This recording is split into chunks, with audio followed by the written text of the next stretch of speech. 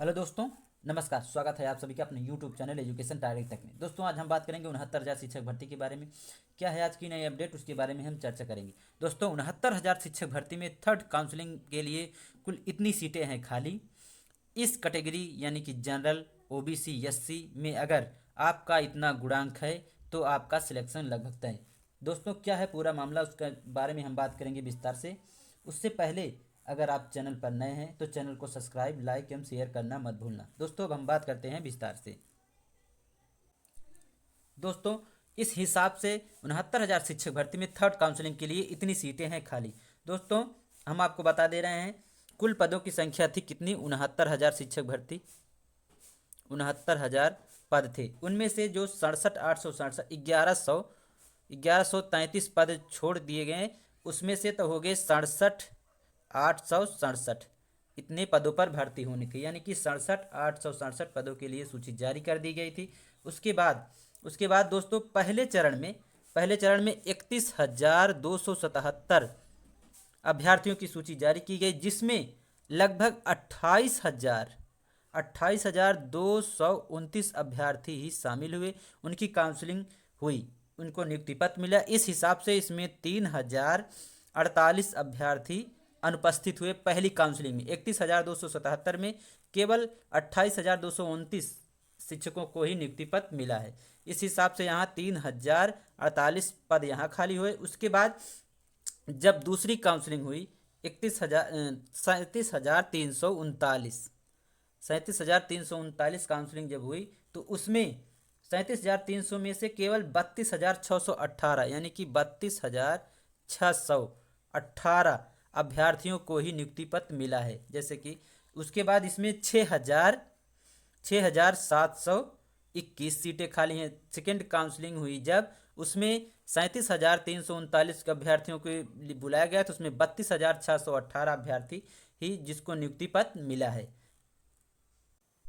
दोस्तों, इस हिसाब से इसमें 6,721 पद खाली हैं। सेकेंड काउंसलिंग में जो 37,339 अभ्यर्थी बुलाए गए थे, उसमें से 32,618 अभ्यर्थी ही शामिल हुए। इस हिसाब से यहाँ 6,721 सीटें खाली हुई हैं। अब इसके बाद प्रथम काउंसलिंग में लगभग जो डाटा आया था, उसमें 31,000 में 3,048 अभ्यर्थी अनुपस्थित थे, उनकी नहीं हुई थी। उसके बाद 37,339 में 6,721 अभ्यर्थियों की काउंसलिंग नहीं हुई है, इनको नियुक्ति पत्र नहीं मिला है। इस हिसाब से दोस्तों 9,4,2,6,7 और 6,3,9 9,769 अभ्यर्थियों को नियुक्ति पत्र मैंने इतनी सीटें खाली हैं। कितनी सीटें?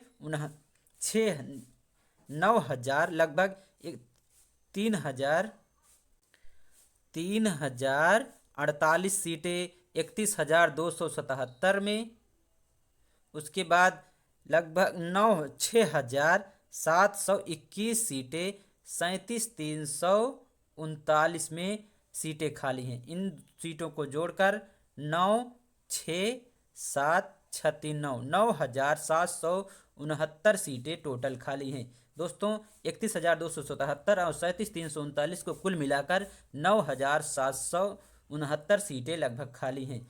सेकेंड काउंसलिंग इस हिसाब से थर्ड काउंसलिंग लगभग होना तय। उसके बाद दोस्तों लगभग जनरल कैटेगरी की लगभग 32 से 3300 सीटें लगभग मिल रही हैं। उसके बाद ओबीसी कैटेगरी को लगभग 28 से 2900 सीटें मिल रही हैं। उसके बाद जो है एससी कैंडिडेट की लगभग 1700 से 1800 सीटें मिल रही हैं। इस हिसाब से जनरल कैटेगरी की लगभग 3200 और ओबीसी की लगभग 2700 सीटें और एससी कैंडिडेट की लगभग 1700 सीटें। इन सीटों पर अगर कितना मेरिट गुणांक गिरेगा कि इन अभ्यर्थियों का सिलेक्शन हो जाएगा, कितने बॉर्डर लाइन पे अभ्यर्थी हैं, बहुत सारे अभ्यर्थी हैं जिनका सिलेक्शन लगभग होना तय है।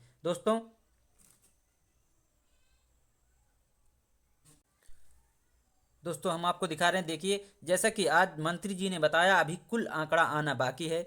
अभी उन अभ्यर्थियों के आंकड़े हैं जो द्वितीय काउंसलिंग में उपस्थित हुए हैं, क्योंकि यह एक बजट का आंकड़ा है। आप लोग जानते होंगे कि बजट अधिकतम संख्या पर ही शासन से मांगा जाता है। 31,277 एवं 31,277 एवं 36,590 दोनों भर्तियों को मिलाकर लगभग 7,000 अभ्यर्थी सिर्फ अनुपस्थित संख्या है। इन अनुपस्थित संख्या ही है दिखा रही है, अभी छटनी अभ्यर्थियों की संख्या बाकी है। दोस्तों लगभग 9 से 10,000 सीटें खाली जाती हुई लगभग 100% दिखाई दे रही हैं। 9 से 10,000 सीटें लगभग खाली 100% दिखाई दे रही है। दोस्तों आपको दिखाई दे रहे हैं।